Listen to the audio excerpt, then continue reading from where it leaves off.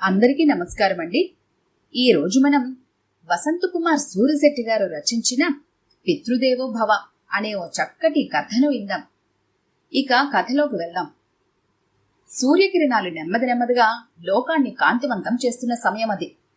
అప్పటికే రకరకాల వంటకాలతో dining table నిండిపోయింది. అమెరికాలో న్యూజెర్సీ నుంచి రాబోతున్న తన కొడుకు మాధవ్కి, కోడలు మార్గరెట్కి ఇష్టమైన స్వీట్స్ తయారు చేయడంలో బిజీగా ఉంది కామేశ్వరి. ఏమండి, టైం అప్పుడే 6 అయిపోయింది. ఫ్లైట్ 10 గంటలకి.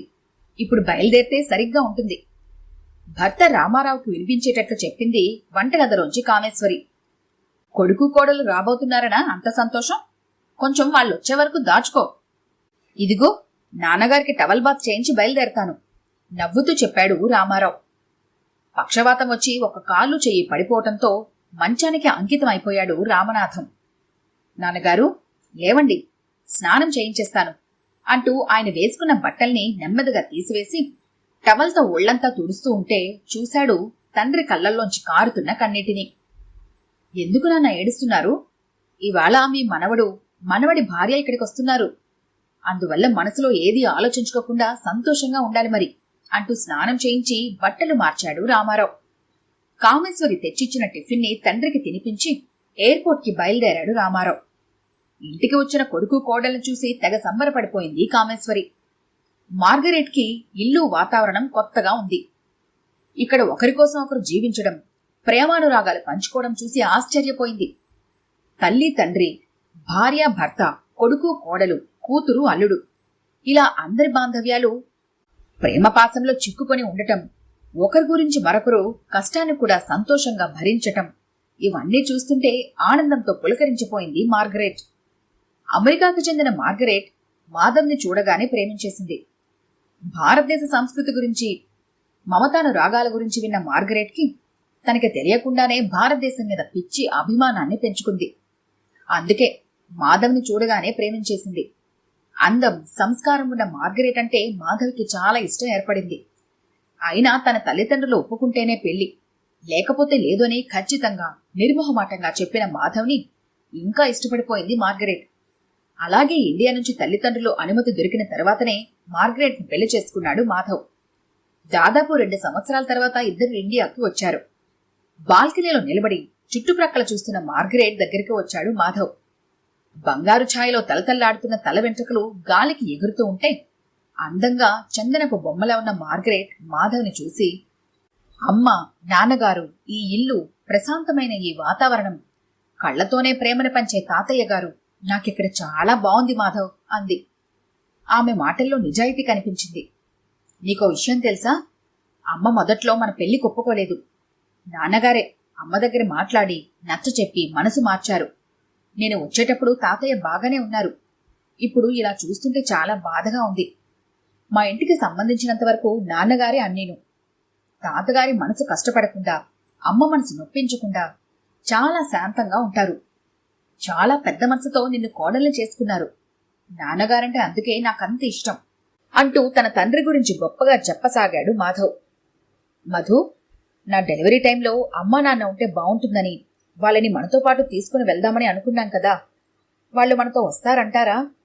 దీనంగా అడిగింది మార్గరెట్. ఖచ్చితంగా వస్తారు మార్గరెట్. మనవణ్ణి చూడాలన్న కోరిక వాళ్ళకి మాత్రం ఉండదా? తాతయ్యకి ఏదో ఒకటి అరేంజ్ చేసిన తర్వాత వాళ్ళని మనతో తీసుకుని వెళ్దాం అన్నాడు మాధవ్ ఆమెని సమాధానపరుస్తూ. తాతయ్య, మార్గరెట్ నీతో ఏదో మాట్లాడాలంటోంది అంటూ తాతయ్యకి దగ్గరగా వచ్చి కూర్చున్నాడు మాధవ్. రామ్మ, ఇలా వచ్చి కూర్చో దగ్గరకు పిలిచాడు తాతయ్య. తాతయ్య గారు, ఇండియాకు వచ్చి మీ అందరితో మాట్లాడాలనే తెలుగు నేర్చుకున్నాను. మార్గరెట్ చిన్నపిల్లలా మాట్లాడుతుంటే ఆనందంగా వినసాగాడు తాతయ్య. నా డెలివరీ టైంలో అత్తయ్య మామయ్య మా దగ్గర ఉండాలి అనుకుంటున్నాం. మీరు తప్పుగా తీసుకోవద్దు.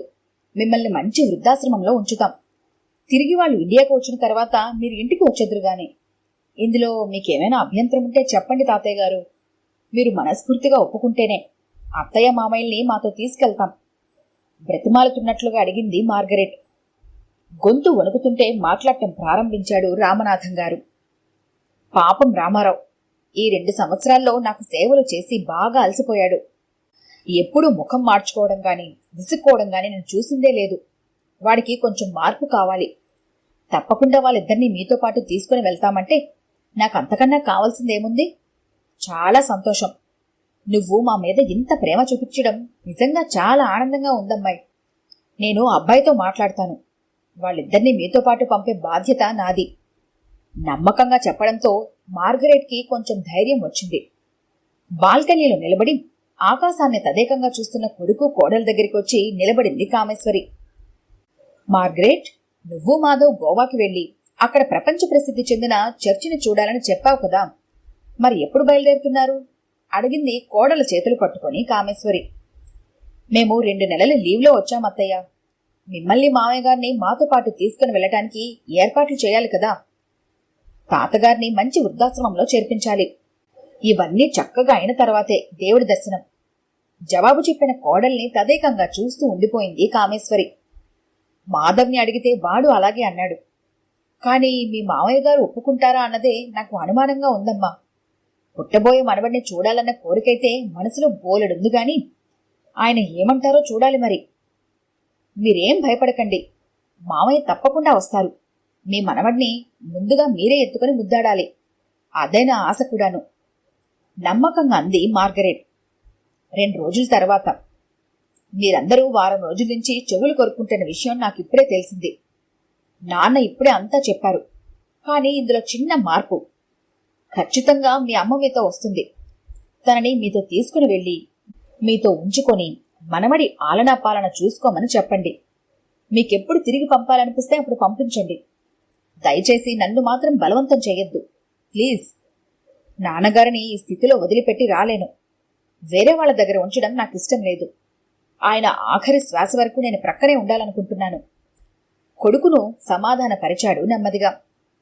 రాత్రి పడుకునే ముందు, ఏమండి, మీరు లేకుండా నేను మాత్రం వెళ్లడం నాకిష్టం లేదండి అంది కామేశ్వరి. భార్యని ప్రేమగా చూశాడు రామారావు. కాము, నువ్వు తప్పకుండా వాళ్లతో వెళ్ళాలి. డెలివరీ సమయంలో నువ్వు మార్గరెట్ ప్రక్కన ఉండటం చాలా అవసరం. నా గురించి భయపడవద్దు. వంట చేయడానికి పనిపిల్ల ఉంది. నాన్నగారిని చూసుకోవడానికి నేనున్నాను. నువ్వు మాత్రం ఎలాంటి కారణాలు చెప్పక బయలుదేరు అన్నాడు రామారావు భార్యకి ఆర్డర్ వేస్తున్నట్లుగా. కామేశ్వర్కి వీసా ఏర్పాట్లు చేయడం జరిగింది. ఇంకో 10 రోజుల్లో బయలుదేరాలి. తండ్రి తమతో రాకపోవటం మాధవ్కి బాధగానే ఉంది. రాత్రి మాధవ్ రూంలోకి వెళ్ళింది కామేశ్వరి. తల్లిని చూసి, ఏమ్మా, ఇంకా నిద్రపోలేదా? నాతో ఏమైనా పని ఉందా?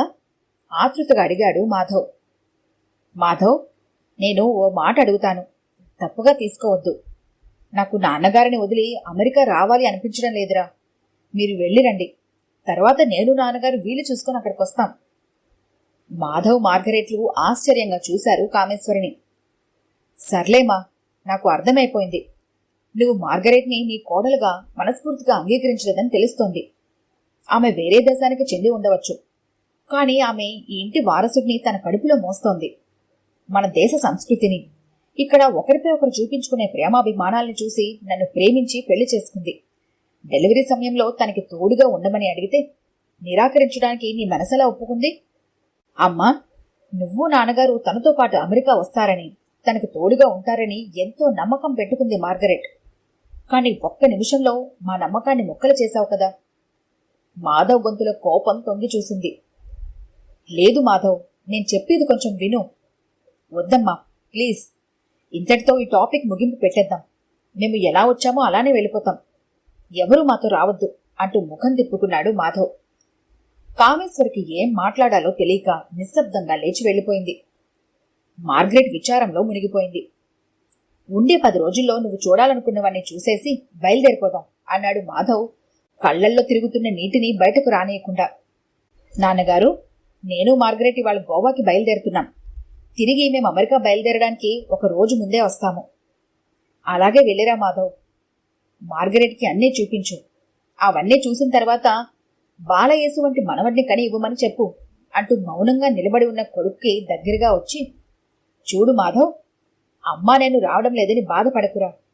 నేను లేకుండా రావడానికి అమ్మ ఇష్టపడటం లేదు. ఇక్కడ మా బాధ్యతల్ని పూర్తిగా నిర్వహించిన తర్వాత తప్పకుండా అమెరికా వస్తాం, సరేనా? కొడుకుని సమాధానపరిచాడు రామారావు. ఫ్లైట్కి టైం అయింది, త్వరగా రా మార్గరెట్. ఇంటి ముందు టాక్సీ వచ్చి నిలబడ్డంతో ఆలస్యం చేయక అంటూ లోపలికి వెళ్లి ఫ్రిజ్ తెరిచి మంచినీళ్లు తాగుతున్న మాధవ్ దగ్గరికి నెమ్మదిగా వచ్చింది కామేశ్వరి. చేతికి ఒక కవరిచ్చి, తొందర లేదులే, గోవాకి వెళ్లి అన్నీ చూసిన తర్వాత నిదానంగా ఈ ఉత్తరం చదువుకో అంది కళ్లల్లో నీళ్లు తిప్పుకుంటూ. కన్నీళ్ళెందుకో అర్థం కాక మాధవ్ గబగబా నడిచి వెళ్లిపోయాడు కవర్తో. ఎయిర్పోర్ట్లోని లాంజ్లో కూర్చున్న తర్వాత జోబులోంచి లెటర్ తీసి మార్గరెట్ చేతికిచ్చాడు లోపల పెట్టమని. కాని మార్గరెట్ అక్కడే లెటర్ ఇప్పి చదవసాగింది ఆతృతగా. ప్రియమైన మాధవ్, మార్గరెట్లకి, దయచేసి మమ్మల్ని తప్పుగా అర్థం చేసుకోకండి. మీ మీద మేము చూపించే ప్రేమలో ఏమాత్రం లోపం లేదు. ఇది మీరు తెలుసుకోవాలి. అదీ కాకుండా మీ నాన్నగారిని మీరు తప్పుగా అర్థం చేసుకోకూడదని నేను ఇంతకాలం దాచిన ఒక రహస్యం మీకు చెప్పాలి అనుకుంటున్నాను. మాధవ్, నువ్వు నా కడుపులో ఉన్నప్పుడే అనుకోని విధంగా ఒక యాక్సిడెంట్లో మీ నాన్నగారు చనిపోయారు. ఈ రామారావు గారు మీ నాన్న కాదు. పెద్దల్ని ఎదిరించి పెళ్లి చేసుకుని అందర్నీ దూరం చేసుకున్నాను. మీ నాన్నగారి మరణంతో ఎవరి ఆదరాభిమానాలు లేక ఒంటరిగా మిగిలిపోయాను. అటువంటి సమయంలో మీ నాన్న స్నేహితులైన రామారావు గారు నన్ను పెళ్లి చేసుకుని సొసైటీలో నాకు అంతస్తు ఏర్పరిచారు. అలాగే నువ్వు తండ్రి లేని అనాథవి కాకూడదని తనే నీకు నాన్నయ్యారు. నీ దగ్గర మనసిప్పు చెబుతున్నాను. ఈ క్షణం వరకు మేమిద్దరం ఒక మంచి స్నేహితులుగానే ఉండిపోయాం. మా మధ్య ఎలాంటి దాంపత్య సంబంధాలు లేవు. తన స్నేహితుడి కుటుంబం కోసం తన జీవితాన్నే కర్పూరంగా మార్చి కరిగిపోతున్నారు. ఇదే కాదు మాధవ్, పక్షవాతం వచ్చి కాలు చేయి పడిపోయిన మీ తాతకి తనే అన్యాయం చూసుకోసాగారు. ఆయన కూడా రామారావు గారి తండ్రి కాదు. ప్రేమ పెళ్లి చేసుకున్నానని నన్ను ఇంటి నుంచి తరిమేసిన మా నాన్నే. అమ్మ చనిపోయిన తర్వాత అన్నయ్యలు చేతులు దులిపేసుకుంటే ఎవరి ప్రేమకు నోచుకోక నా దగ్గరకొచ్చారు. ఆయన్ని మన కుటుంబంలో ఒకడిగా అనుకొని ఆదరించారు రామారావు గారు. ఆ రోజు నుంచి ఈ రోజు వరకు మీ తాతయ్యని తన తండ్రిగానే చూసుకుంటున్నారు రామారావు గారు. ఆయనకి భార్యగా జీవిస్తున్న నేను నిజానికి భార్యగా ఏమీ ఇవ్వలేకపోయాను. భార్య ద్వారా లభించే సుఖాలు, సంతోషాలు ఆయన ఇంతవరకు పొందలేదు. నువ్వు ఆయన కొడుకువి కాదు, నీ తాతయ్య ఆయన తండ్రి కాదు. అయినా సరే ఆయన చూపే ప్రేమానురాగాల్లో నువ్వేమైనా తప్పు పట్టగలవా? చెప్పు మాధవ్. జన్మతా వచ్చేవే కాదు బంధుత్వాలు. ప్రేమతో, అనురాగంతో కూడా బంధుత్వాలను ఏర్పరచుకోవచ్చునని నిరూపించారు మీ నాన్నగారు. అలాంటి ఆయన్ని విడిచిపెట్టి మీతో రావడం న్యాయమంటావా? జీవితాంతం ఆయన పక్కనే ఉండి ఆయన సేవతోనే గడపాలన్నదే నా కోరిక. నువ్వు మార్గరెట్ని పెళ్లి చేసుకోవటం నిజం చెప్పాలంటే నాకిష్టం లేదు. మీ నాన్నే నా మనసు మార్చి నన్ను ఒప్పించారు. నేను చెప్పిన ఈ విషయాలన్నీ మీ నాన్నగారికి తెలియనివ్వకండి. ఆయన మీ వద్ద నుండి ఆశించేది మీ ప్రేమని మాత్రమే. ప్రేమతో అమ్మ. మంచం మీద కళ్ళు మూసుకుని పడుకుని ఉన్న రామారావుకి నీడలాడినట్టు అనిపిస్తే కళ్ళు తెరిచి చూశారు. ఎదురుగా మాధవ్, మార్గరెట్. ఏమిటి మాధవ్, ఏమైంది? ఫ్లైట్ క్యాన్సిల్ అయిందా అంటూ లేచి కూర్చున్నాడు రామారావు. లేదు నాన్నగారు, ఉన్న 10 రోజులు మీతోనూ అమ్మతోనూ గడపాలని గోవా వెళ్లకుండా వచ్చేశాం. తండ్రిని ఆరాధనగా చూస్తూ అన్నాడు మాధవ్. నేను చూడాలని ఆశపడ్డ ఆ బాలయేసు నా కళ్ళెదురుగా ప్రశాంతంగా కూర్చుని ఉంటే మీ కాళ్ల దగ్గర ఆనందంగా జీవించాలని వచ్చేశాం మావయ్య అని మనసులో అనుకుంటూ కామేశ్వరిని మంచం మీద కూర్చోబెట్టి వాళ్ల కాళ్ల దగ్గర కూర్చుంది మార్గరెట్. కళ్లల్లో ఆనంద భాష్పాలు తిరుగుతూ ఉంటే. ఈ కథ కనుక మీకు నచ్చినట్లయితే లైక్ చేయండి, షేర్ చేయండి. మరిన్ని ఇంట్రెస్టింగ్ కథల కోసం మా ఛానల్ని తప్పకుండా సబ్స్క్రైబ్ చేసుకోండి.